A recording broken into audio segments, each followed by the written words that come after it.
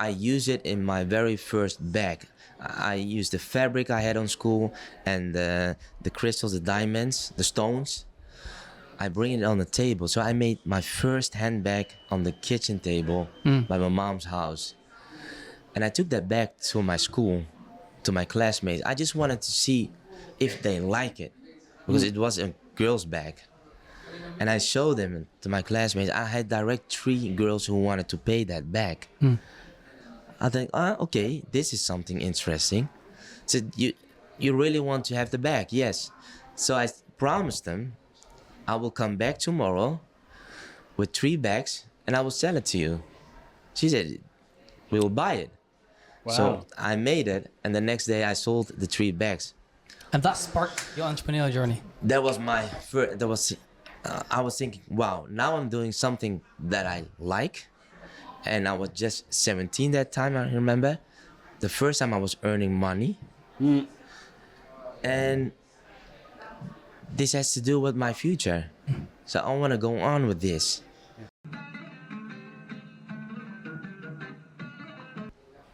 Assalamu alaikum wa rahmatullahi wa barakatuh. Welcome to this new podcast episode of the Somali Circle. Today I'm joined with Omar. Omar, thank you for having us. We're recording this podcast in your beautiful store in the Mall of the Netherlands. Thank you again for also giving us a place to record this podcast.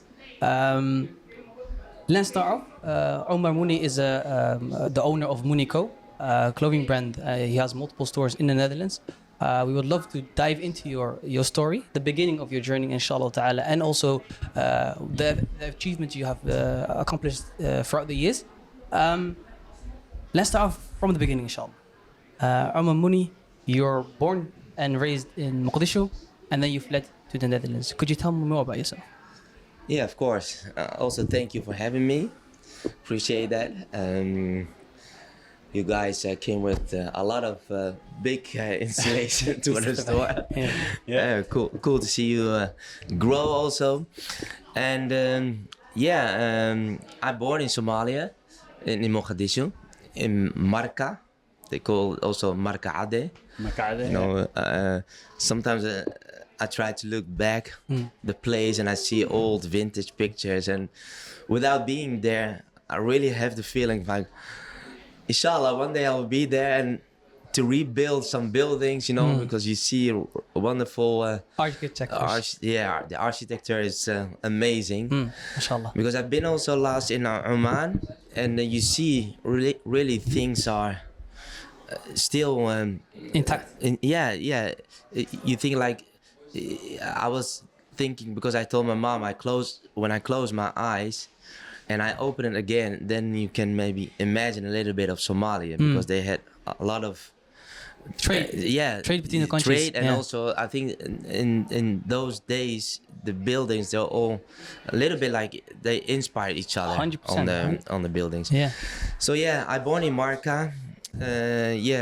Until the war came, we fled with me and my 2 little brothers and my sister. And from Tanzania, my mom, she, of course, first from Somalia and then to Tanzania, and from Tanzania to the Netherlands. Yeah. My mom, she said, you guys go first to the Netherlands. And of course, I was 9 years that time, and I was hoping she really, of course, I was thinking she will go with us. Yeah. She will join us. And then she said, you guys go first, I will come after 1 week. But that week took like years. And there was very hard times for us, because as a young kid, you want to be with your mom.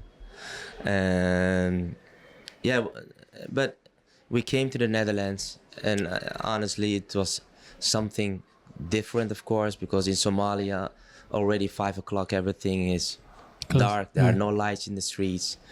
And then you see all these wonderful lights from the airplane, and big houses, big streets, everything is different. And You feel Skool. I had a football jersey with short sleeves in the middle of December. So yeah, everything is in no time. You gotta wake up, you know. Yeah, there's a show. But in the same time, I was really missing my mom, and but honestly, it was in '95. The Dutch people, it's a very big difference with now. What do you mean by that? In 1995, the people we were new. We were like the first in the village.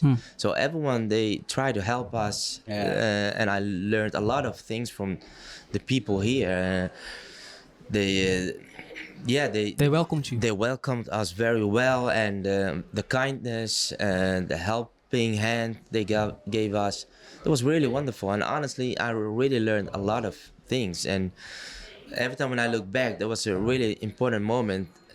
The man I became today, How did it that started impact from you? there. Yeah. How did that impact you?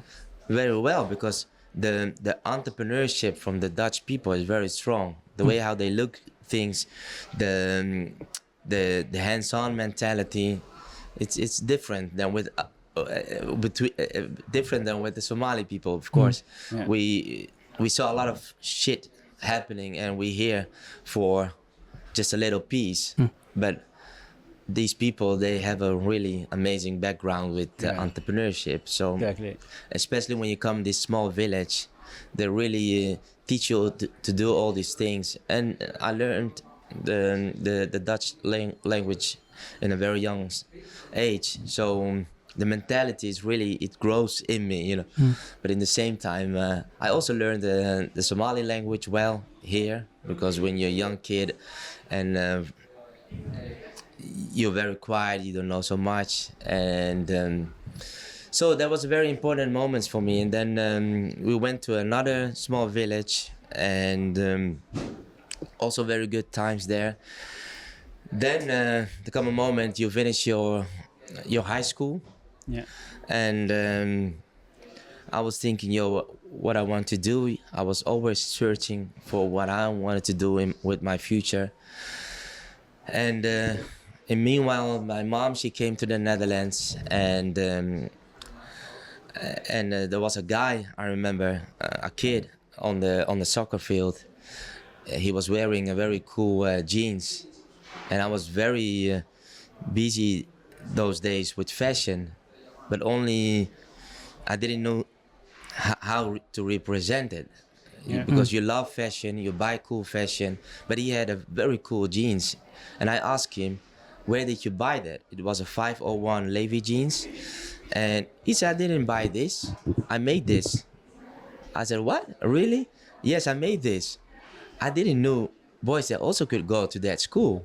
That's what I said to him. So yeah, but only you look like younger, but I don't know if you can go there. But when he told me there is a fashion school, I discovered, because as a refugee, you come here alone and you don't know all the things. And he told me that, and I was like, oh, this is interesting. You know, the kid from the soccer field was a very important impact for me, because that was the moment, the first time that I was thinking, but I love fashion. Yeah.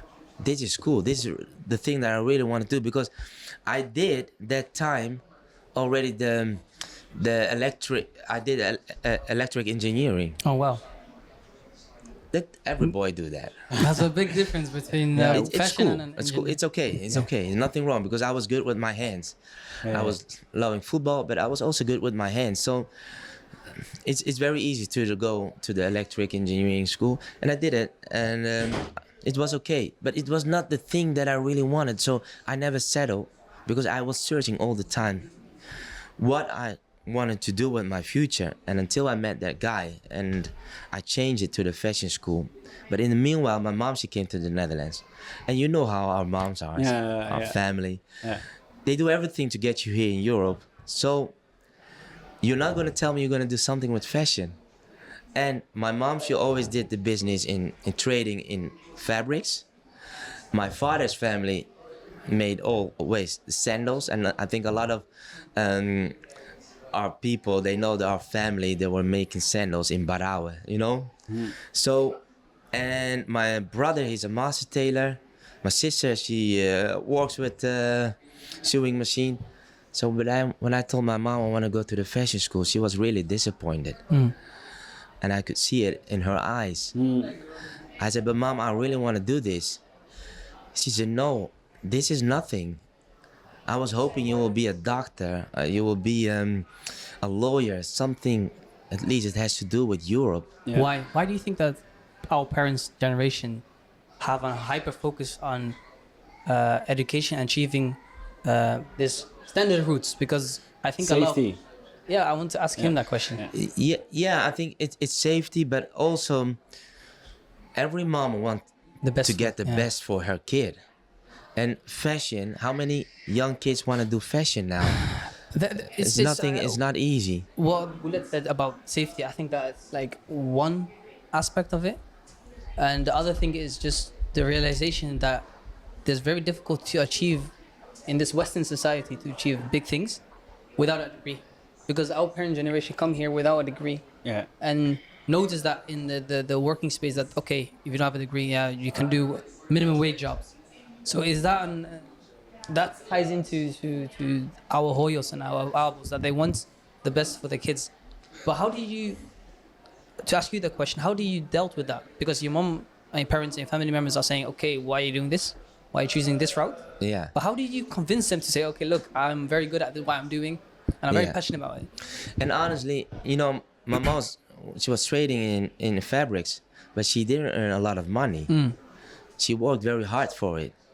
And that's why I was thinking, but you cannot get a lot of money with this. That was her experience.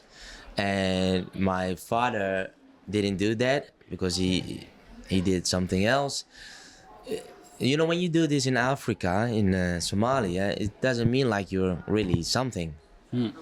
But when you say you're a doctor, you're something, right? So do you mean like more of a status? Yeah.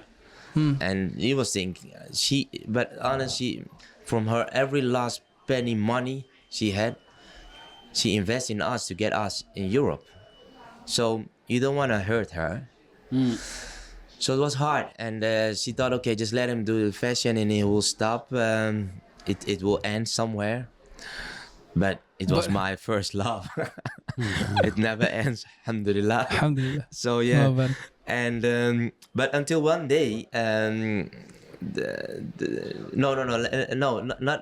not that moment. So I went to fashion school, and I had a really good time there.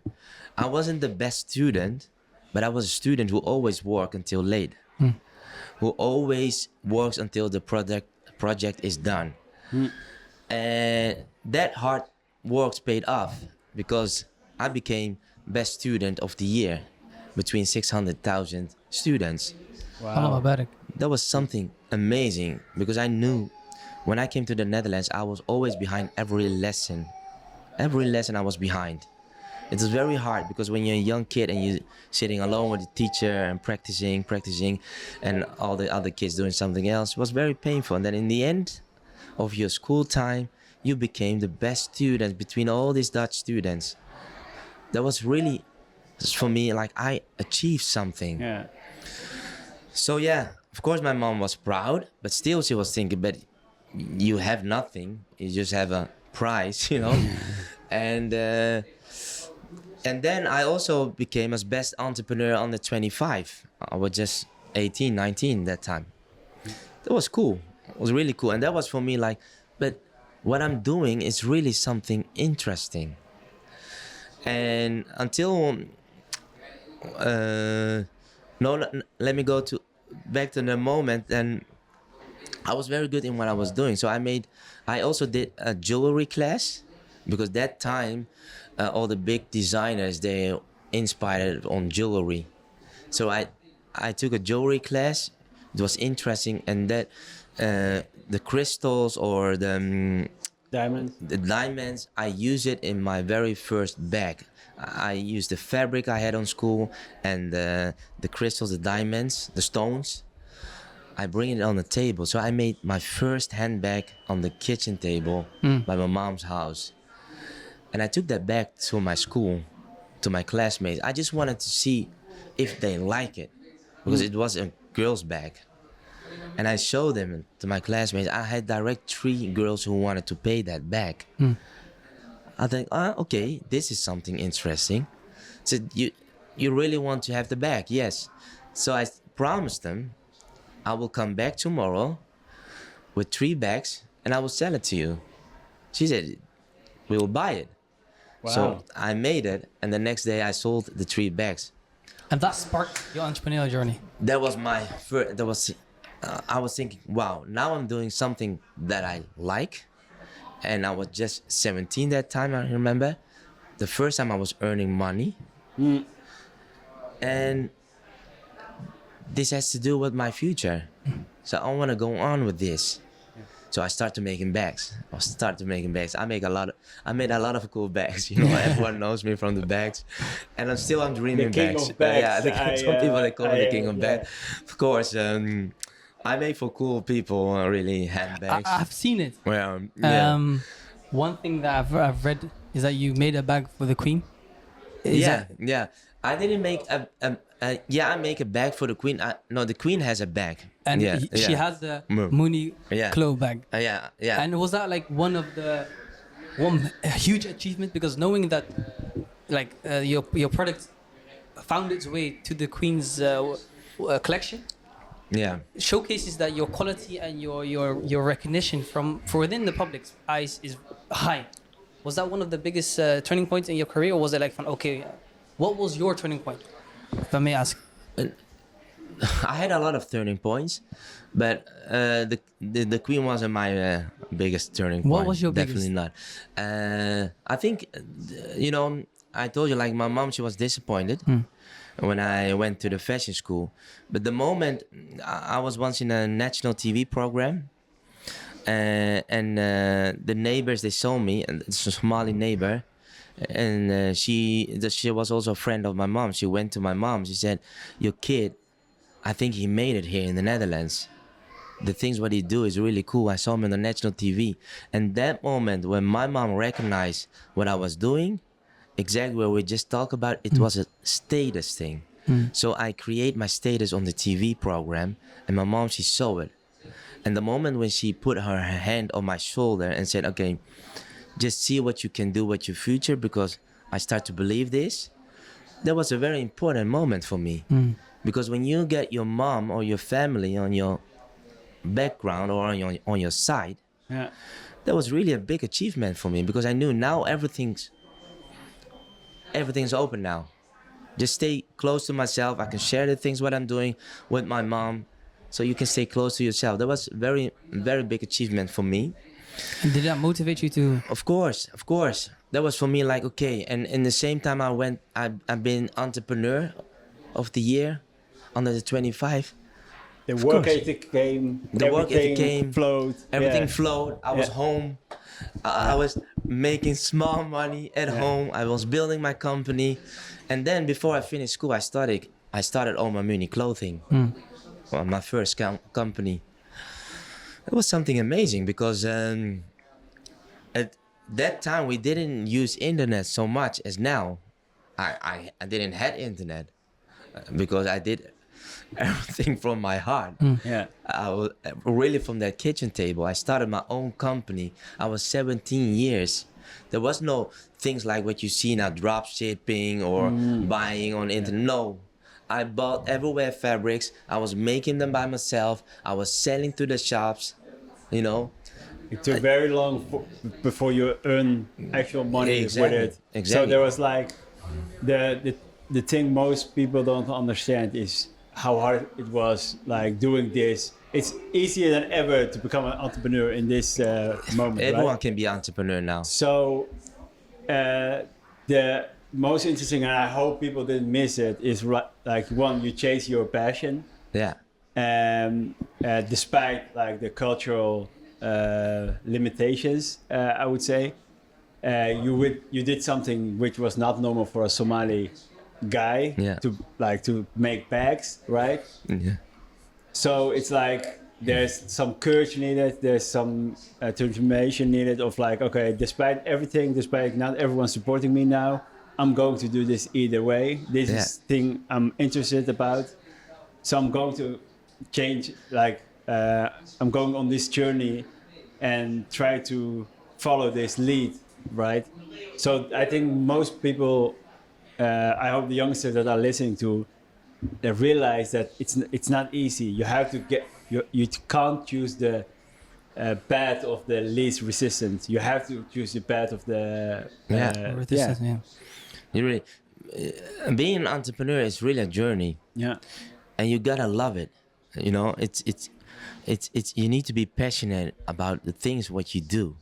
It's not. I see a lot of people say, "I just want to start my own clothing brand." Mm-hmm. It's okay, nothing wrong with that. Clothing brand. I never thought that. I want to go to the fashion school. Tell me everything about. I know what I'm doing. That's why I doing this for already 18 years. I never did something else, because you know when it's getting hard, you always. You need to think creative. You need to think forward. You always need to stay strong in the field. That's why you never gave up. Because when you love things, you're always thinking on the next step, even when it's get hard. Today we're sitting here. This is the Westfield now. But a few years ago, there was just a mall. When I was 17, I was walking through all the shops. It was maybe almost 40 shops. It was a little bit smaller than now. Everywhere where I came with my bags, I had a small suitcase. I came with my bags, and they all reject me. They didn't even took the time to watch to my bags, to look to the bags that I made it, because they couldn't believe it. It was like maybe you're just an African guy. Yeah. You came in with bags. We don't know where you get, but I made all those bags from the kitchen table. It was very painful. When I was rejected on that time, I was thinking, but this is the end. This is really painful. How can I grow if these people don't even see my bags? All the efforts I made. And then I was crying, of course. I was small because I couldn't go to my mom because she already said to me, I'm not believing in this. Yeah. So it was very painful, but there's one thing always, the sparkle is the passion who always keep you alive. You stand up again. I was making again the bags for my friends. It was just a journey. You go on. Because when I just made this on a business plan, you think, oh, it's not going to be work. It's end. That's everyone can make a business plan. But how did you dealt with that rejection? Because it's very difficult to hear and know. What were your next steps? Because if you went to the shops and they declined, and you continued selling to your friends, and then what happened? I was making again small money. Because it was money like you can do everything what you want, of course not. But it was always the process I was doing. The creative mind. When you create something, people love it, and you go create something else. People love it again. That's the process. Yeah. And you innovate constantly yourself. And I believe when you're really a creative, you never want to make the same things. It's not possible. That's my problem. They always keep me here from the company. Come on. These things, it sells now, don't make too much different things. No, you deal with that, but I need to go forward. That's the passion. And that's what I was doing. It was painful because I thought I never can make it because these people, they reject me. But I can surprise my friends because my friends, they know me that I am making these bags. So they believe in what I'm doing. So I can go forward. But the funny thing now is today, the small shopping center became Westfield from London. And they asked me now to come here with one of the coolest shop in the Westfield. Let's just imagine going forward, believe in the things, the circles are now around, you know, and still every day they call me, can you open a shop in our city? No, you just stay now close to yourself because you know you can open 120 shops, but what happens if things are not the way how you want it? And that's for me too hard. Open now shops is the most easiest thing. Being an entrepreneur now is the most, but when you're passionate, it's like your kid. It's like your kid. You're very careful about that. And you stay close to yourself. Oh, mashallah. Yeah. So, amazing story. I'm looking at, so from selling to your friends, to selling to Hillary Clinton, Oprah Winfrey, like big names in America that Yeah. we all know, right? Yeah. A small kid from Mogadishu Yeah. that comes on his ninth without his mother to the Netherlands is selling to Hillary Clinton, Oprah Winfrey, to the Queen of the Netherlands, Yeah. right? When was the moment? When was the turning moment for you? When did it all happen? Like, okay, I'm selling to my friends. To I'm, going to a different route. When the big things came, you mean? Yeah. I think when it was like 2003. No, 2014. Yeah, 2014.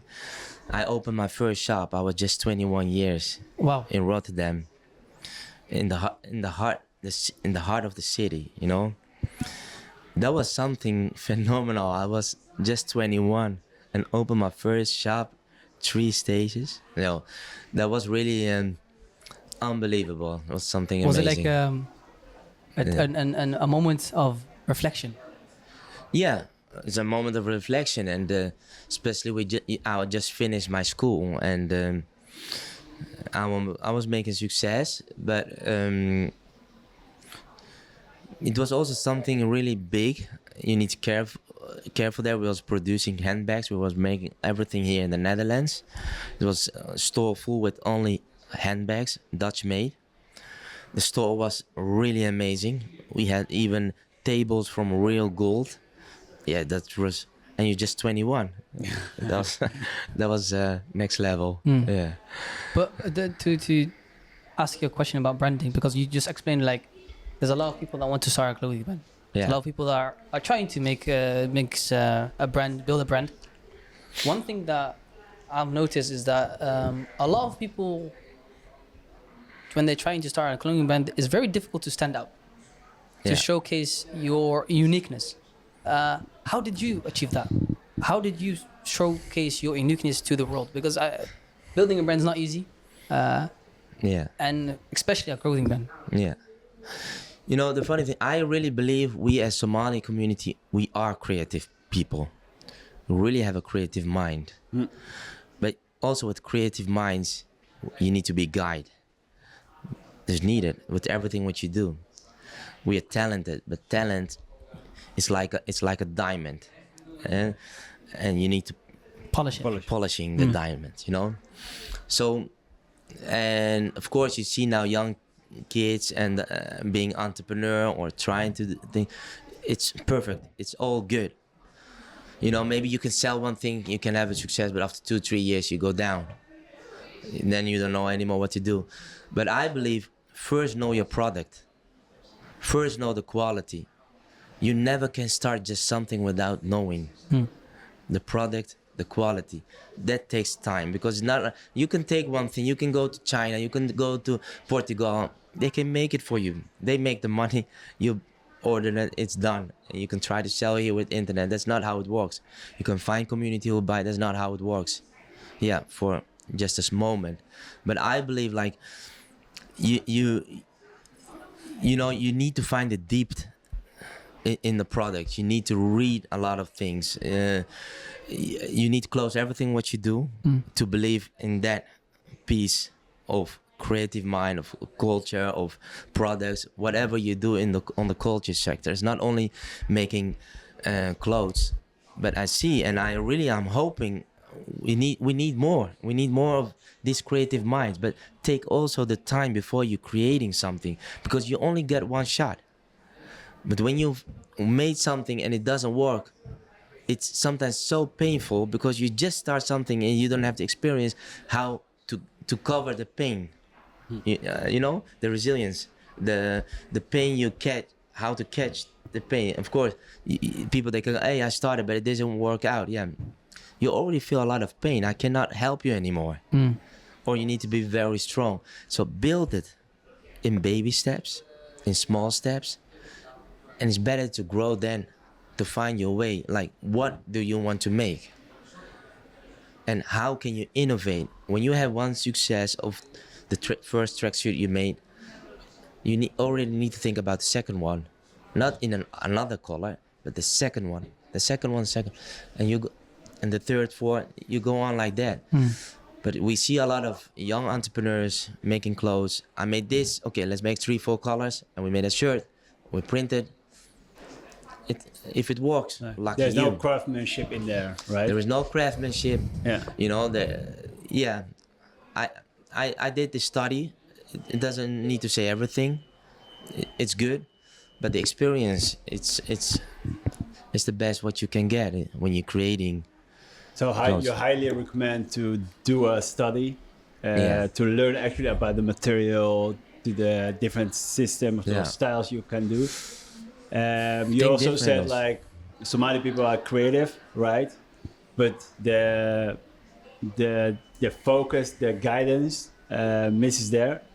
Do you mean a guidance from a knowledge or from a mentor that like can show you the traits? I think both. Yeah. Both. But I believe that's with everything what you want to do. When you start something for a long term, at least. I'm thinking really like, if you want to do the rest of your life, that's the reason. Because you need to invest also when you're creating a brand. Yeah, that's also one thing that I see a lot, especially in the new generation, that is all short-term based. And I think everyone that we have interviewed so far, or all the successful entrepreneurs, they all are talking about the long term, right? About this doing small steps now. So eventually we will get to the point. And I feel like what's a way to change that within the audience that's listening to? How can they start thinking more long term? What kind of steps do you have to follow? Or I think try to talk also with people who are experienced, of course, you know, and you don't need to do the first thing what you have in your mind when you see something. I want to do that. No, if you get constantly the feeling like you need to create something, of course, it's not like you need to start the next week. Try to figure out what is the best way. Maybe share some experiences. Ask them. They're always welcome, of course, to come here to ask some questions. I did that my whole life because especially when you're Somali, you need to support each other because you see growing together is something wonderful. Growing alone, it's very lonely. Yeah. So read. There's a lot to read on the internet. But honestly, I think I said it before, I'm not an internet guy. I always try to read it from the books because I feel the more it comes in. Yeah. Because I grow up without the internet. That's why our selling is the most in the shops. Because we're working now on the internet and it works, alhamdulillah, now well.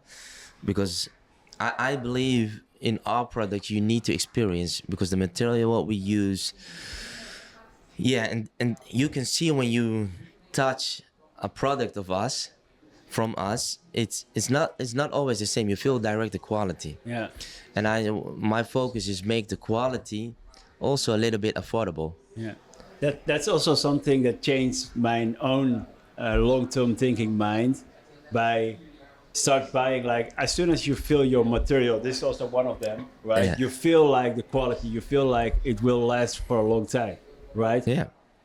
But most of the time, like 4 or 5 years ago, I always bought just H&M, like the worst thing. But because it was €7, €10, €12, right? Yeah. And I was like, great.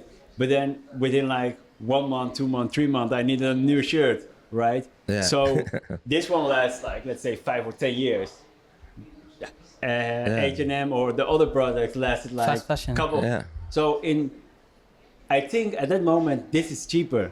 Yeah. H&M is cheaper, but it's not because I need 14 of them instead of just one. It's true. Right? Yeah. That's so that was like a mind change shift that I think like, oh, I'm going to buy good quality stuff.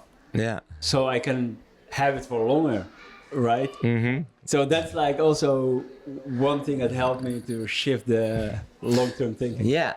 Because honestly, we also grow up always to buy the cheapest thing, you know. Yeah. It's also from house, of course. yeah, I think the most of, especially from us, we grew up with this cheap stuff, you know. Alhamdulillah, it just was a moment. And honestly, when I buy now things, I really buy. I'm thinking different when I'm buying things. I buy things to support people, small, especially small entrepreneurship. And sometimes it just feels good when you buy quality. And Because because it's you also grow, your standard, right? This is the standard I deserve to. no, No? yeah, maybe, I don't know. You say, yeah, but to pay so much for just a T-shirt, and then you're thinking sometimes, how it was. Can I explain this to my mom? Sometimes, I'm thinking Yeah, also. No, so. she would say, no, help the poor people. That's the first thing when she said. But alhamdulillah, you do already a lot of things, but also it's something you deserve for yourself to buy just a good product. It's motivate also. That's the reason why you work hard for it. And you need, yeah, to make yourself happy. And I think fashion is something can make us happy. And or the other one buy maybe a phone or something. But for me, it's okay. But okay, I will buy this. For now, it's okay. But the most of them I buy just to support people because I know how it feels when you need to grow, and I know how it feels when people don't buy your material. Now, really, you don't care, of course. You buy it when you love it and appreciate it, and it's wonderful, mashallah. But in the beginning, when no one buys your product, always felt like you're failing. Yeah. And that's why Was every it time also when hard? Was it also hard to see like friends or people you know like supporting big brands and putting them on their stories or not stories, but like yeah. shouting them out, and you're like, I'm making beautiful product. Why don't you have the same energy for me, right? Yeah. Oh man. Especially, I see it a lot of times. Also, Somali people, Arab people, and yeah, you're hoping they will buy it. They're walking with all Zara bags, but it's hard to explain that to people. You need to feel that, and it's okay if you don't buy it. But Do you see also the improvement now that I saw like some of Somali people getting into the shop while we were doing the podcast and stuff? Do you see the change of like Somali people coming in more into this kind of spaces and wanting more and are more interested in fashion than previously 5, 10, 20 years ago? Yeah. Now I see, mashallah, really the community is growing.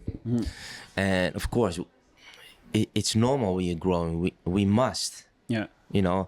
That's not only to ourselves, but also to our parents. They fight for us. Really, they did everything to get us here. So if you don't grow, sorry, man, I feel really sorry because you need to look in the mirror because you need to make steps for yourself, especially when you're a man, Yeah. So I see them really buying also beautiful products. Alhamdulillah, that's really, you can see from there, it's not anymore like the past, but I believe we can do more Yeah, to 100%. support each other. Yeah, And I really believe that. Yeah. Now it's not anymore the time like I need, but I get happy when I see our people wearing our products. That's the best way to grow. But maybe it needs time, but it's different when a Dutch man or woman buy my products and when a Somali woman or a boy wearing our products. I see the new collections of you are also a lot inspired by your Somali roots. Can you tell us more about that? Yeah, of course I used to make always bags. That's the thing. I will always love that. But in 2019, we really made a lot of success and everything, alhamdulillah, went well. And then I had the opportunity to buy the building next to the Royal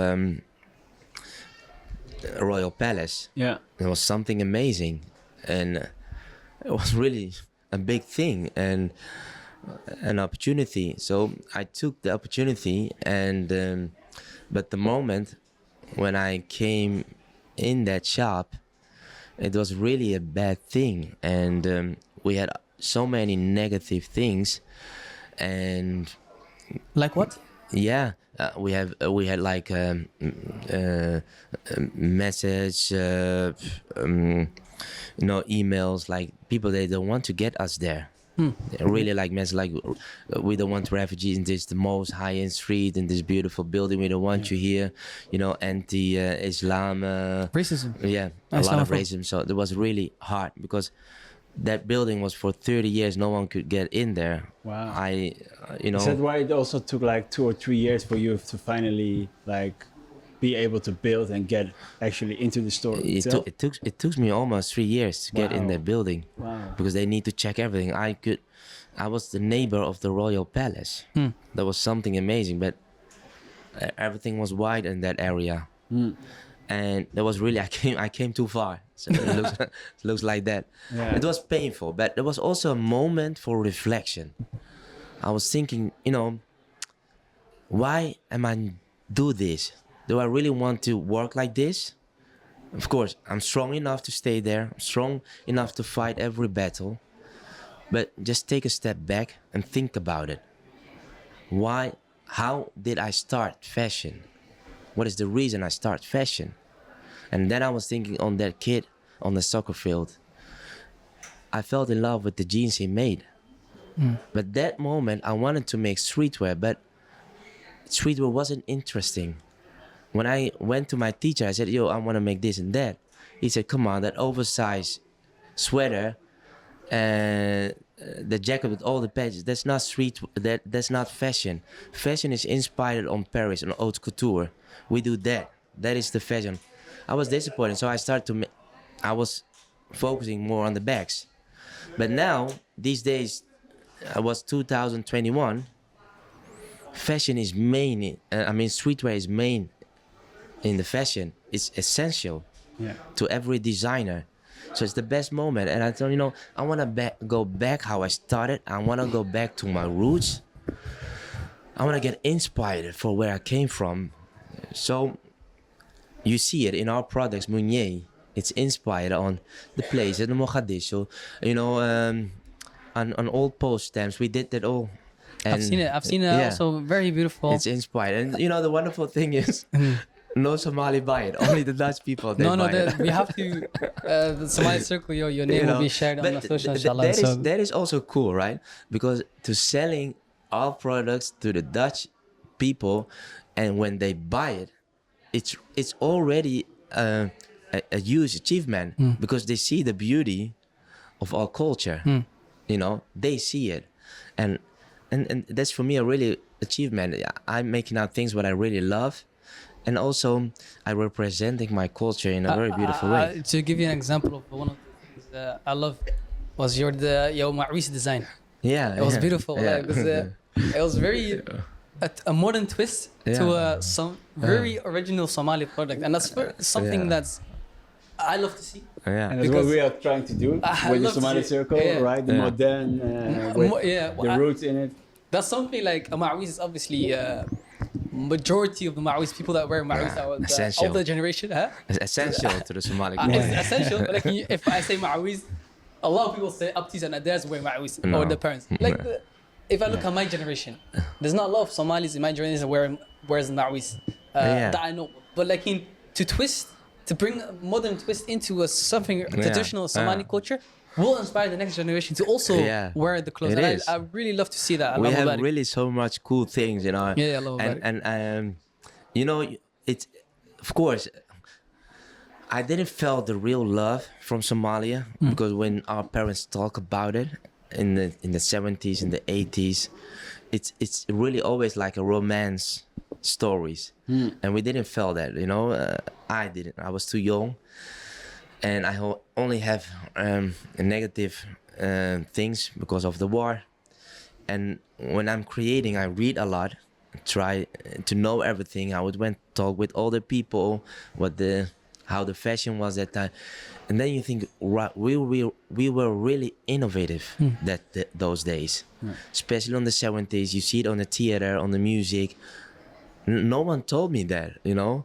But and then you really think like, inshallah, one day everything will come together, and then you get really all the positive things from those days to bring it in this day. So the ma'wis, I never wear ma'wis, can you imagine? But I create this cool stuff from ma'wis. Every time when we made those ma'wis custom, and when we made for someone, every time all this, can you make for me? Can you make for me? So yeah, it's very cool to see the passion and the love from the Somali people. The ma'wis is really still kicking, you know, in your life, but only here in the Western community, you're not wearing very easy, you know. No. It's Like, we need to bring I love Maybe to see every episode of the Somali Circle we need to wear a different ma'wis. Inshallah, yeah. Inshallah. By the way, I'm also in love with the dira. That's my next step. I'm really thinking to innovate the dira. So really, it's that's also a prominent thing in Somali culture. Yeah, it's really fashion in general, like the woman's fashion, and dira is a staple. My mom, she always took me when I was 18, 19, you know. She always took me to Paris. She was buying all this dira. So all the colors, you know, it's I think it's the best for the women. If you're talking about cultural vibes, of course, with a lot of other countries, they have also their own dresses, but the dira is something. It's elegance. Yeah. It's something beautiful. Yeah. Omar MUNIE, mashallah, you've achieved a lot throughout the years. You have a shop here in the Hague, Westfield Mall. You have another shop in Rotterdam. Two big cities in the Netherlands. You already have your place. What are your next steps? What are your next plans, inshallah ta'ala? To stay cool, that's very important now, because our shops is in the heart of the city. Like, you know, so we have monthly million visitors. You know, one shop, the other shop too, the same. So it's really, and only we sell our products, so that makes the products also very exclusive. We're changing every time the design, so really fashion these days must be different. The experience, the feeling, what is the reason you will buy our products. So I invest a lot of time in that. So from our both shops, and the web shop is going well now, alhamdulillah. So now everyone worldwide, the Somali people, we can support, because most of them the products are sold out. But that's also the cool things of our products. Not everyone has the same. So that's really my focus. Of course, you can open again a new shop, but what's the meaning of that? Not anymore in the Netherlands. It will international. It will be international. Inshallah. But first things first, and also enjoying this. The journey, you know, and stay humble, and being with the right people around me. I just had a little one now. It's something beautiful. So yeah, I the way how things going now, alhamdulillah, this is what you want. It's a blessing. Yeah. Thankful. Yeah. Brother, we would first of all thank you for your time. I think that this podcast has been very beneficial for the listeners. Hearing your story from Somalia to the Netherlands, building these beautiful stores, building your brands, mashallah, is very beautiful to hear. And also to hear the Somali inspired collections. Again, from the Somali Circle, we would love to thank you for your time. Thank you for hosting us in your beautiful store. And inshallah ta'ala, we will speak soon. Yeah. There'll be inshallah. Future events, inshallah. I hope to see you there also. Yeah. And and to the community, Den Haag, Rotterdam. If you're in the Netherlands, you have to come. Amsterdam, worldwide. Doesn't matter. You know. Just buy Omar MUNIE. Great quality. And also, I promise you that. And also, look, we will add your links to all your web shops and stuff. Yeah. Please support the Somali business owner, and that's what we want to build the Somali Circle to help and showcase Somali entrepreneurs, and also support, because we need to support.